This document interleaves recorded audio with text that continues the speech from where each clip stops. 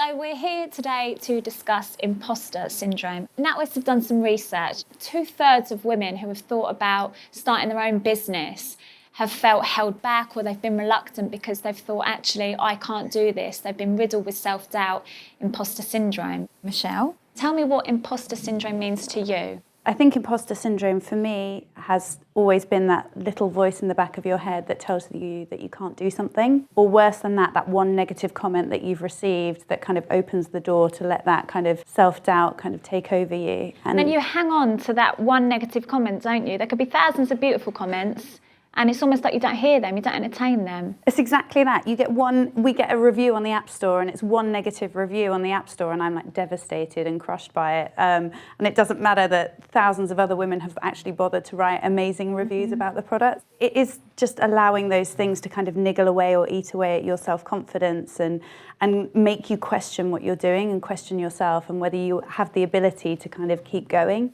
The challenge with imposter syndrome is it holds too many people back. I think the key is, one, if you can, even if you're feeling those feelings, if you can stay doing what you're doing, and then the other is just learning to overcome that. That's the real challenge, but there's no doubt it holds too many people back. I work in current affairs and I make lots of documentaries, often about sort of fairly highbrow issues, I suppose. Left school at 15, no GCSEs, no qualifications. When I started my career, I remember walking into this very foreign, daunting environment and thinking, I don't sound the same, I don't look the same, I didn't study in these guys' places. But you either let that sort of cripple you and there's that temptation to conform, isn't there, and behave the same and mimic their behaviour.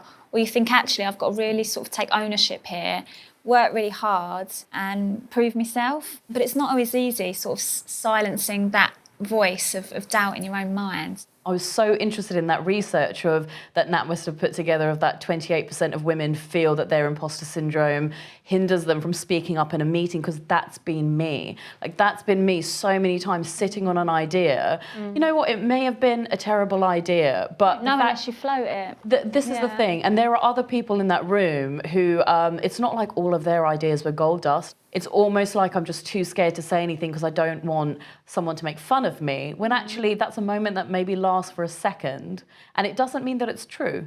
What's the solution? Pull each other up on it. I mean, we just have to correct each other. If we hear another woman playing down something that they've done or brushing over it or kind of doubting themselves, we have to be the ones to say, no. You're amazing. Yeah, it's amazing. No, you're amazing. Take the compliment. Just accept that I'm telling you did a great job, you did a great job, or no, don't worry about it. Of course you deserve your place in the room or on this panel or whatever it might be. It's really good to share the experience, because as you start to talk about it, you realise everyone's going through the same thing.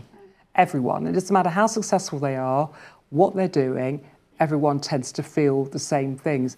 I work with an amazing team of people now, all of which have more experience than I do, and you've got to be comfortable with sitting with that and know that you add value in a different way, and fundamentally that you know your business better than any of the people in the room, and you've got a real strength in that. I think that's the area of kind of feeling exposed, that I don't have all the answers, and that I never will, frankly, and that's sort of coming to terms with that and acknowledging your strength is probably the thing that I hold on to when I have those moments or those wobbles. Well, I remember when I first became a chief executive, nobody told me I had to do public speaking. It wasn't really on the job spec.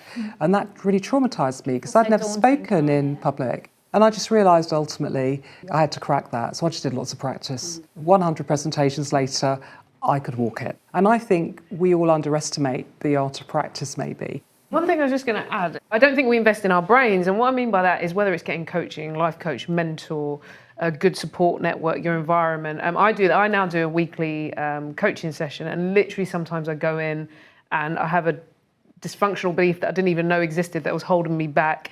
And once you see kind of what you're doing to yourself and you take your lens off, it's like, oh wow, okay, I need to sort that out. Thank you so much. Great speaking with you all.